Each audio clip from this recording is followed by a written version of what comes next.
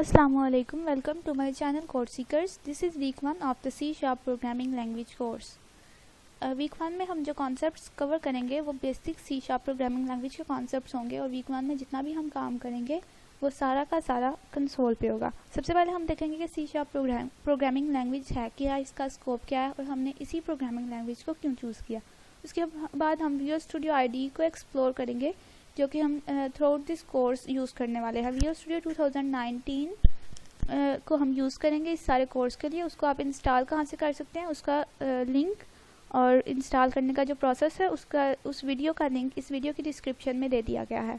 उसके बाद हम देखेंगे .NET फ्रेमवर्क क्या है और उसके बाद फिर हम बेसिक C# प्रोग्रामिंग लैंग्वेज के कॉन्सेप्ट पे चल जाएंगे जिसमें हम अपना फर्स्ट प्रोग्राम लिखेंगे, सिंटैक्स देखेंगे क्या है और किस तरह से प्रोजेक्ट क्रिएट करते हैं और फिर उसके बाद हम प्रिंट स्टेटमेंट्स को देखेंगे, if else loop, switch case, for each एक लूप को देखेंगे, हम अरेज को देखेंगे, स्ट्रिंग्स, मैथ की क्लास को हम एक्सप्लोर करेंगे, स्ट्रिंग और करैक्टर के बिल्ट इन फंक्शंस को हम देखेंगे। उसके बाद हम ऑब्जेक्ट ओरिएंटेड प्रोग्रामिंग लैंग्वेज के कॉन्सेप्ट्स मींस क्लासेस और फंक्शंस को एक्सप्लोर करेंगे। और इस कोर्स को डिज़ाइन करते हुए जो चीज़ हमने बेसिक जहन में रखी है वो ये है कि वो स्टूडेंट्स जो पहले से ऑब्जेक्ट ओरिएंटेड प्रोग्रामिंग किसी भी और लैंग्वेज में लाइक जावा या C++ में कर चुके हैं उनके लिए ये कोर्स डिज़ाइन किया गया है बेसिक। लेकिन बाकी जो स्टूडेंट्स हैं जिनको अगर ऑब्जेक्ट ओरिएंटेड प्रोग्रामिंग का नहीं पता तो फिर भी हमने ऑब्जेक्ट ओरिएंटेड प्रोग्रामिंग को किसी हद तक इस कंप्लीट कोर्स में एक्सप्लेन किया है। इसके कॉन्सेप्ट्स जहाँ पे साथ साथ इम्प्लीमेंट होंगे, जो से कॉन्सेप्ट्स उनको हम साथ साथ एक्सप्लेन करते जाएंगे। तो अगर आपको कहीं पे भी कोई भी क्वेश्चन हो तो आप हमसे कांटेक्ट कर सकते हैं हमारी ईमेल आईडी पे, हमारे व्हाट्सएप नंबर पे या फेसबुक पेज पे।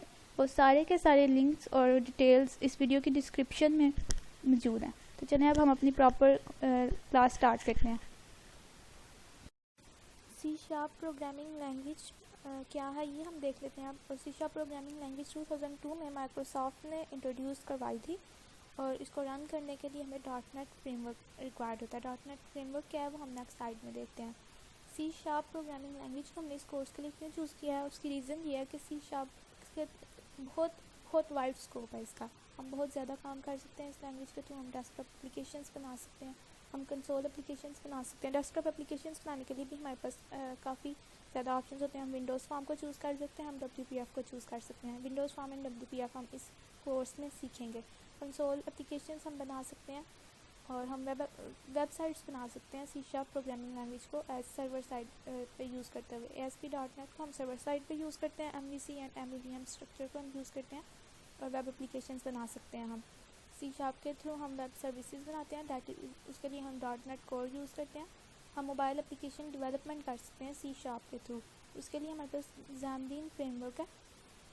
और मोबाइल एप्लीकेशन डेवलपमेंट जब हम C# के थ्रू करते हैं ना तो इसमें हमारे पास बहुत आ जाता है क्रॉस प्लेटफॉर्म डेवलपमेंट। मतलब एक एप्लीकेशन हम मोबाइल के लिए भी बना सकते हैं, एंड्रॉयड फ़ोन्स के लिए भी, iOS के लिए भी, उसके अलावा यूनिवर्सल विंडोज़ प्लेटफॉर्म के लिए भी हम मतलब ऐप्स वही एप्लीकेशन उधर भी रन कर सकते हैं, मोबाइल ऐप। तो इस वजह से ये जो Xamarin है ये क्रॉस प्लेटफॉर्म डेवलपमेंट का एक जो है ना प्लेटफॉर्म है और क्रॉस डेवलपमेंट के लिए ये प्लेटफॉर्म यूज़ होता है। उसके अलावा गेमिंग में जो सबसे ज़्यादा फेमस फ्रेमवर्क है हमारे पास, यूनिटी के थ्रू ज़्यादा गेम्स डेवलप होती हैं और उसमें भी बैकएंड पे हमारे पास C# प्रोग्रामिंग लैंग्वेज यूज़ होती है। तो इतना ज़्यादा जिस लैंग्वेज का स्कोप हो और डेवलप भी माइक्रोसॉफ्ट ने की है तो इसकी वजह से माइक्रोसॉफ्ट की जितनी भी प्रोडक्ट्स हैं उनको अपनी एप्लीकेशंस के साथ इंटीग्रेट करना बहुत ज़्यादा आसान है। दैट्स वाई हम इस कोर्स में C# प्रोग्रामिंग लैंग्वेज को सीखने वाले हैं। तो अब हम देख लेते हैं कि C# प्रोग्रामिंग लैंग्वेज को थोड़ा सा बेसिक देख सकते हैं। बहुत ज़्यादा पॉपुलर है ये वर्ल्ड में क्योंकि गेमिंग के लिए ये सबसे ज़्यादा पॉपुलर है और उसके अलावा डेस्कटॉप एप्लीकेशंस भी बहुत ज़्यादा इसमें बनती हैं और बहुत इजी सिंटैक्स है इसका। कैमल केस में इसका सिंटैक्स बहुत डिसेंट वे में जो है ना इसका सिंटैक्स लिखा गया हुआ है और कम्युनिटी बहुत ज़्यादा है इसकी क्योंकि पॉपुलर है, जिसकी वजह से एक लार्ज कम्युनिटी सपोर्ट हमें मिल जाती है। इसका कोई भी आपको मसला हो रहा हो तो फौरी से आपको डेवलपर्स मिल जाते हैं जो आपके मसले हल कर सकते हैं।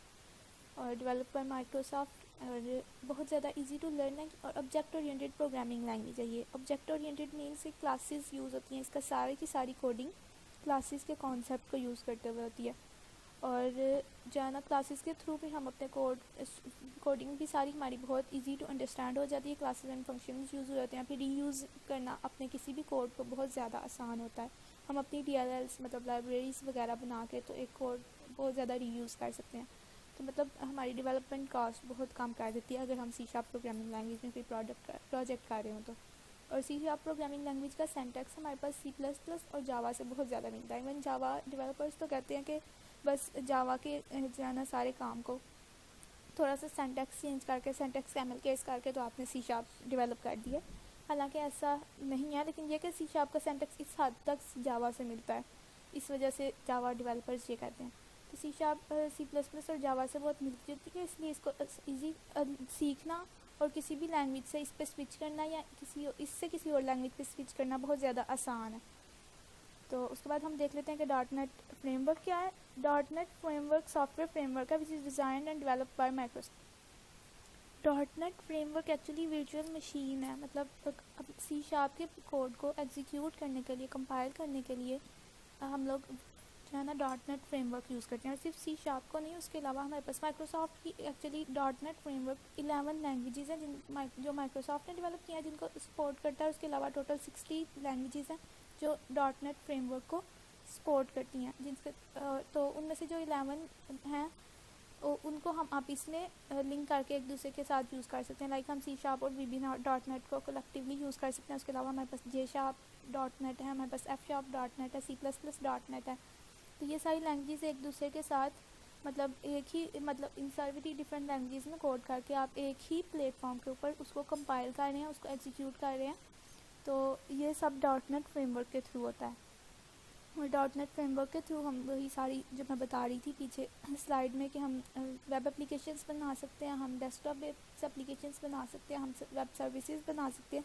तो ये सारा का सारा किस तरीके से पॉसिबल हुआ .NET प्लेटफॉर्म के थ्रू। .NET फ्रेमवर्क जब माइक्रोसॉफ्ट ने इंट्रोड्यूस करवाया उसके बाद ये सब पॉसिबल हुआ।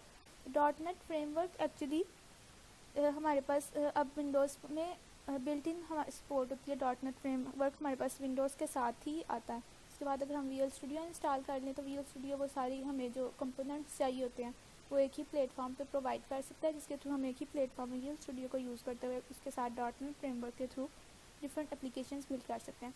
और .NEट फ्रेमवर्क के अंदर कुछ हमारे पास टर्म्स आती हैं CLR and FCL। CLR mean common language run time. CLR के थ्रू हमारा कोड एग्जीक्यूट होता है बहुत सेफ इन्वायरमेंट में। जितनी हमारी थ्रेड हैंडलिंग होती है, ये सारा कोडिंग के थ्रू जो जितना भी काम होता है वो सारा CLR डील कर रहा होता है। FCL हमें DLLs एंड लाइब्रेरी की सपोर्ट प्रोवाइड करता है। और इस टाइम माइक्रोसॉफ्ट की जो लेटेस्ट वर्जन है दैट इज़ 4.8 जो मार्केट में आई हुई है, और माइक्रोसॉफ्ट का कहना है कि वो इसके बाद कोई भी न्यू वर्जन नहीं लाएगा। 1.0 से स्टार्ट हुई थी .NET फ्रेमवर्क की वर्जन आना। हर वर्जन में वो डिफरेंट कंपोनेंट्स इंट्रोड्यूस करवाते गए। जैसे 3.0 में हमारे पास आया था WPF। तो इस तरह से हर वर्जन में न्यू कंपोनेंट्स आते गए और इस टाइम पे हमारे पास 4.8 is the most latest version. That's all. Next video में हम देखेंगे कि Visual Studio को इंस्टॉल कैसे करना है और उसके बाद उसको एक्सप्लोर करेंगे। जज़ाकल्लाह। अल्लाह हाफिज़।